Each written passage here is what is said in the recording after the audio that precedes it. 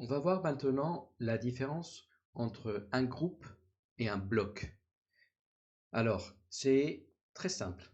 On va dire que les sanitaires, ça va être un lavabo particulier, un évier pour les serpillières par exemple, et ça c'est notre WC et notre lave-main.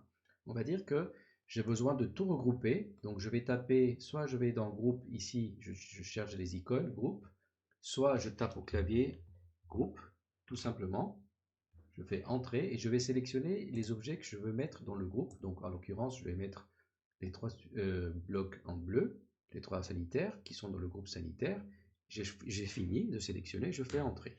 Donc si je clique dessus, n'importe où, dans un des trois éléments choisis, il va me sélectionner tout. Donc je peux, par exemple, je peux le copier. Je vais faire double C, pour moi c'est mon raccourci de copier. Je peux le copier X fois, voilà. C'est ça un groupe. Ça sert justement à regrouper des éléments. Je peux regrouper des éléments de calques différents. Par exemple, je peux regrouper, je vais retaper groupe et je vais regrouper le texte de la salle de bain, le carrelage, la porte et la cloison avec la petite ligne qui est juste en dessous ici.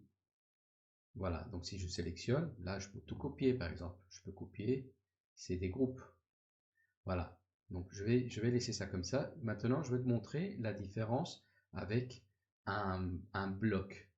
D'accord? Donc je vais, pour, pour exploser, pour décomposer un groupe, il y a une commande qui s'appelle dissocier, dissocier groupe, voilà. Il me propose la commande, je fais entrer.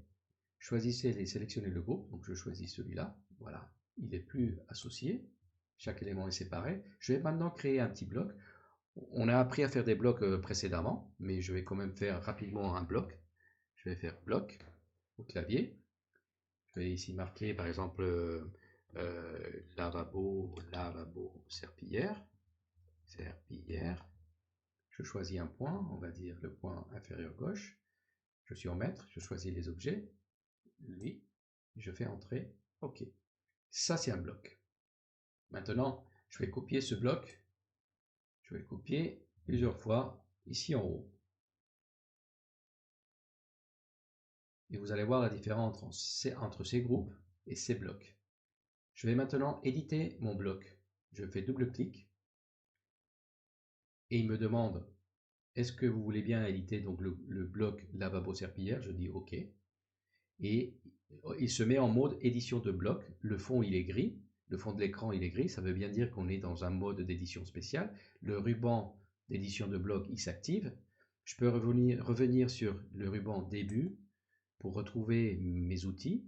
D'accord? Ici, je vais créer juste une croix pour aller vite. Donc, je vais faire une ligne. Je vais faire juste une croix, comme ça, sans importance de calque ou quoi. Et je fais valider. Il me dit enregistrer les modifications. Donc, je valide. Oui.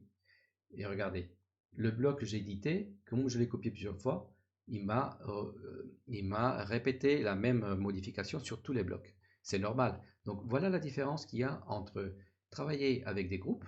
On peut créer des groupes pour certaines manipulations. Par contre, les blocs, c'est assez puissant quand on a des éléments répétitifs.